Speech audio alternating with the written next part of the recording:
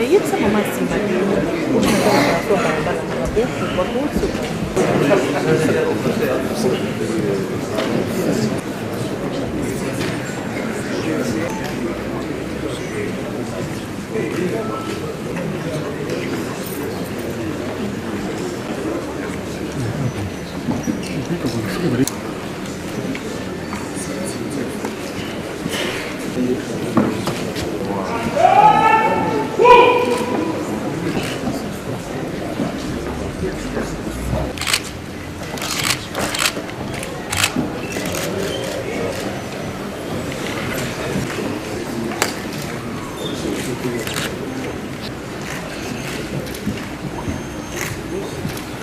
Premier ministre, chef du gouvernement national indépendant, CENI en cycle. Distingués invités, mesdames, messieurs, il s'agit aujourd'hui des travaux d'évaluation du processus électoral et la CENI. À cet effet, au nom de l'organisation, 1. Mot de circonstance du président du CENSA, CENI, par son Excellence, Monsieur le Premier ministre, chef du gouvernement et le national. Jour sacré, soit le demain, jour sacré depuis mon père, serment de liberté, que nous lèverons à notre postérité pour toujours. Asseyez-vous, s'il vous plaît. Qu'il me soit permis à présider son nom de circonstance. Sous pied de l'article 222 national de suivi de l'accord et du processus électoral. Conformément au chapitre 6 de sa mise en œuvre, de réaliser l'évaluation régulière du processus électoral au moins une fois tous les 2 mois avec la CENI et le gouvernement, et de se concerter avec le gouvernement et la CENI afin d'harmoniser le but pour la réussite du processus électoral conformément au chapitre 6, point 6, 2 et 3 de l'accord.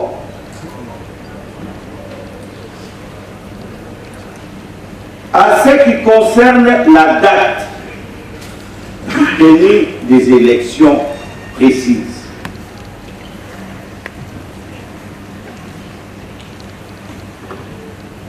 que si ils n'ont pas lieu au plus tard à décembre 2017, il revient au CESA d'apprécier unanimement ou consensuellement avec le gouvernement et la CENI les temps nécessaires pour le parachèvement de dites élections conformément au chapitre 4, point 2, portant sur la tripartite, la tripartite du délai, et au chapitre 6, 2, point 8, portant sur une attribution du CESA. Mesdames et messieurs, la paix, la confiance. Je demande aussi aux partenaires de nous faire confiance. Le CESA fera tout ce qui est possible pour que la paix, l'unité, la concorde nationale, ainsi que les élections soient tenues dans une date concertée. Je vous remercie.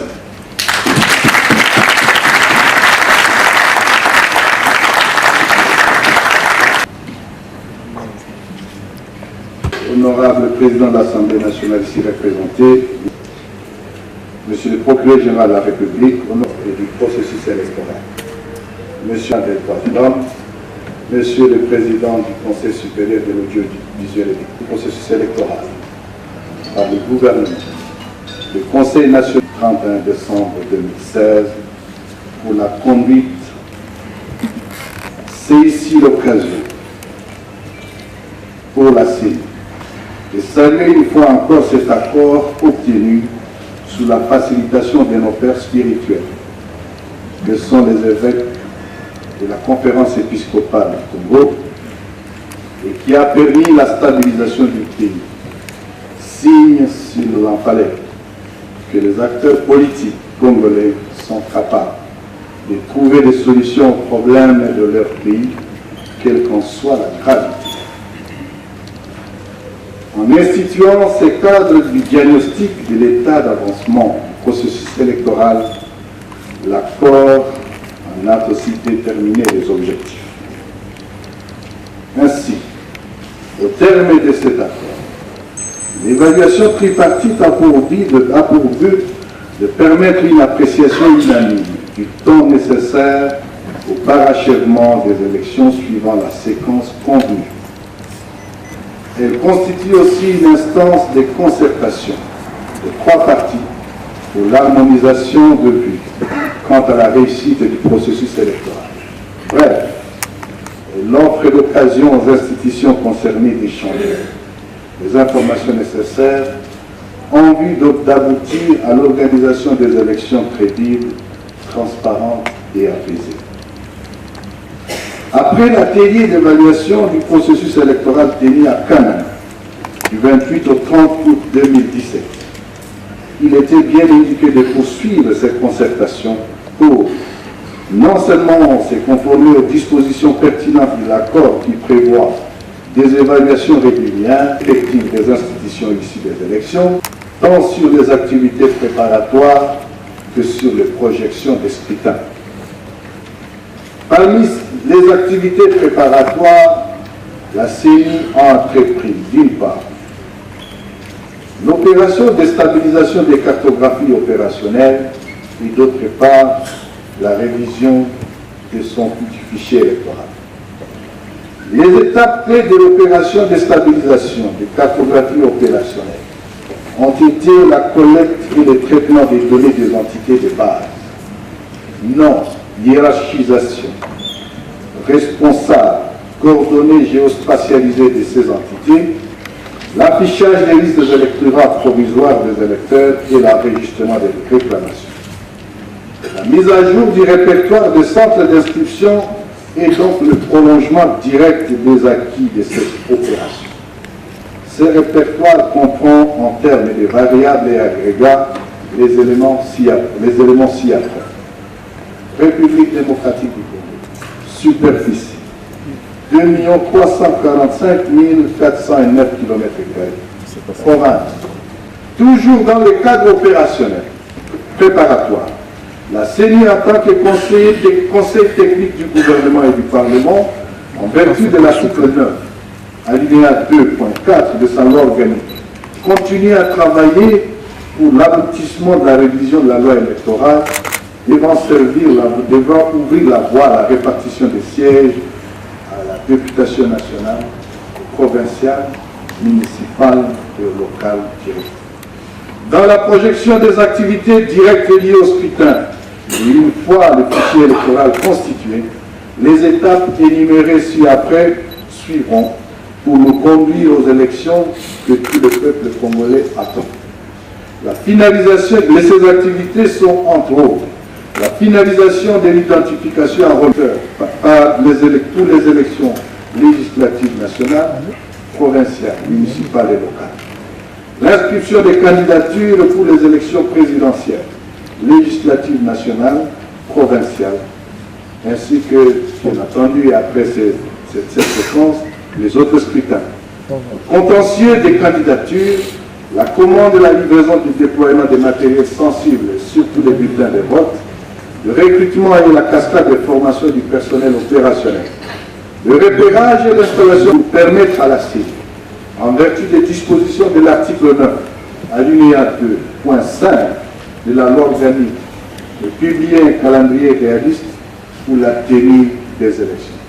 Le débat en cours autour des délais, c'est un débat prématuré une fois encore. La CENI n'a pas encore publié son calendrier. Son calendrier sera rendu public après ses travaux. Cette démarche est en conformité avec l'accord du 31 décembre 2016 qui a clairement prévu le gouvernement et la CENI et le CENSA peuvent unanimement apprécier les temps nécessaires pour le parachèvement des dites élections. Aussi, pour un examen minutieux de toutes ces questions, les commissions ci-après ont été mises en place pour nourrir nos réflexions. La commission des questions juridiques et opérationnelles, la commission des questions financières et logistiques. Les finances et les logistiques et la logistique constituent en fait l'un des défis majeurs. Et la commission des questions politico-administratives et sécuritaires. De ces commissions sortiront les propositions, les recommandations qui seront adoptées en plénière et constitueront la substance de notre rapport final à adopter à la clôture de ces travaux. Je vous invite donc, ceux qui sont conviés à ces travaux, à vous joindre à l'une de ces commissions pour apporter votre pierre à l'édifice et contribuer à la bonne planification du processus électoral. Mesdames et messieurs, l'économie, cependant, elles ne sont pas une fin en soi. L'enjeu est donc de trouver ici l'équilibre qui permette d'organiser de bonnes élections que le peuple congolais attend, en tenant compte des défis qui sont les nôtres, tout en préservant la nation congolaise dans la paix, gage de son développement. Les attentes sont certes énormes, au point que, quels que soient les efforts fournis, les avancées sont difficilement perceptibles. En tout état de cause, la CENI tient à rassurer les uns et les autres elle fera tout ce qui est en son pouvoir pour aboutir à l'organisation des élections qui, du reste, sont plus proches qu'elles ne l'étaient il y a 10 mois. Pour terminer, je ne puis m'exprimer en mon nom propre et à celui de l'Assemblée nationale provinciale, disons l'Assemblée plénière de la CENI, nos vifs remerciements à toutes les institutions qui n'ont eu de cesse à collaborer avec la CENI pour la réalisation de sa mission constitutionnelle. Je tiens ainsi à remercier le Parlement et le gouvernement de la République pour leur appui constant sur tous les plans et notamment en termes d'élaboration des lois essentielles. Je salue la mise en place du CENSA, suite à laquelle les présentes assises ont été rendues possibles. Je rends à cette occasion hommage à ces animateurs dont la précieuse collaboration a permis de conduire à bonne fin l'étape préparatoire de ces travaux d'évaluation. Je remercie aussi les cours et tribunaux qui ont toujours apporté un traitement de qualité et de célérité au contrat associé à cet hommage, l'Organisation internationale de la Franco, de la CENCO, les Simon Sel, mais dans l'engagement, l'abnégation et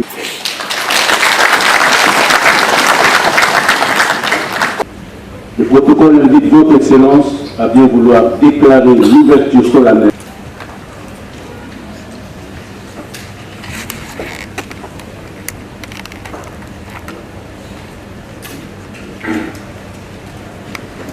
Honorables députés et sénateurs, Monsieur le Président du Conseil national du suivi de l'accord et du processus électoral, c'est avec un réel plaisir que je m'adresse ces jours à l'opinion publique nationale et internationale à travers cette auguste assemblée. À l'occasion de la présente cérémonie d'ouverture de travaux, la deuxième évaluation du processus électoral en RDC par le gouvernement, le CENSA, la CENI, conformément à l'accord politique global et inclusif du 31 décembre 2016. On vient d'abord de rappeler que l'année 2016 a été dominée dans notre pays par une dangereuse crise politique caractérisée par des confrontations violentes dans la rue et souvent meurtrièrement polarisées, provoquées par la non-organisation des élections dans les délais Joseph Kabila Kabange. Et le président de l'UDPS et du Conseil de sages du Rassemblement des forces politiques globales et inclusives a été conclu le 31 décembre 2016 en tant qu'opposant socialiste issu de l'opposition radicale. A été le dispositif institutionnel prévu par l'accord politique est donc en place, mesdames et messieurs. Comme vous le savez bien, le gouvernement de l'Union nationale a une mission principale, pour ne pas dire l'unique mission. Il s'agit de l'organisation au cours des prochains mois des élections crédibles, transparentes et apaisées en RDC. À cet égard, comme je l'ai souvent répété, l'ambition de mon gouvernement est d'offrir au peuple congolais les meilleures élections de l'histoire récente de notre pays. Nous sommes donc réunis aujourd'hui dans cette salle, palais du peuple, gouvernement de Salasini, pour procéder, comme le prévoit expressement l'accord politique du 31 décembre 2016, à la deuxième évaluation du processus électoral. Il s'agira d'examiner les progrès déjà réalisés et d'identifier les obstacles qui restent à franchir sur le chemin qui mène notre peuple vers les élections crédibles, transparentes et apaisées. Sur ce plan, la CENI nous annonce de tous les démocrates congolais. Ces jours, elle a déjà enrôlé dans des conditions difficiles et parfois dangereuses plus de 42 millions d'électeurs congolais, ce qui est un record historique. Les opérations d'enrôlement et d'identification des électeurs dans les provinces du Kasaï central et les territoires des Kamiji et Lille, dans la province de l'Omami, se déroulent normalement après l'éradication des actes de violence commis par les milices Kamwena Sapo. Nous aurons ainsi le fichier électoral national vers la fin de cette année, en attendant sa fiabilisation et sa consolidation. Comme cela avait déjà été annoncé à l'issue des travaux, la première évaluation intervenue à Kananga au mois d'août dernier. Les présents travaux, la deuxième évaluation du processus électoral, vont permettre à la CENI de disposer de tous les éléments nécessaires pour préparer et publier dans le plus bref délai le calendrier électoral réaliste tant attendu par l'opinion nationale et internationale. Ainsi, comme le président de la République, chef de l'État, l'a solennellement annoncé devant l'Assemblée générale des Nations Unies au mois de septembre passé, le cap est définitivement fixé vers l'organisation des élections crédibles, transparentes et apaisées dans notre pays. Tous les Congolais doivent désormais savoir que le temps des conciliations et des petites, nous devons tous nous préparer pour aller aux élections. À la lumière de tout ce que je viens de dire,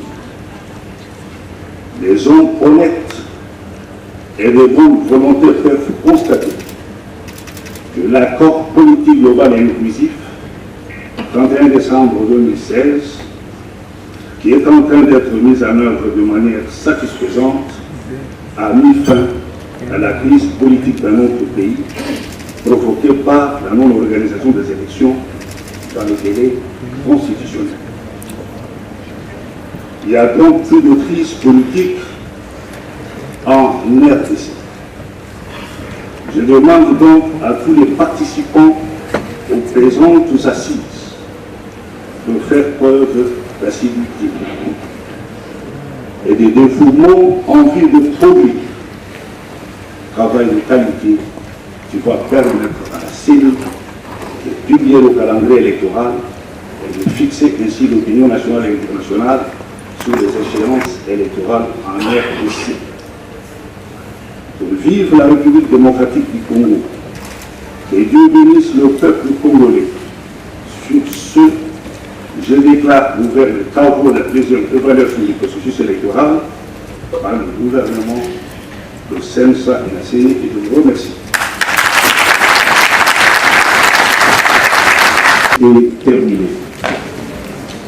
Nous avons CENSA et le CENI qui vont se placer devant les professeurs qui sont venus.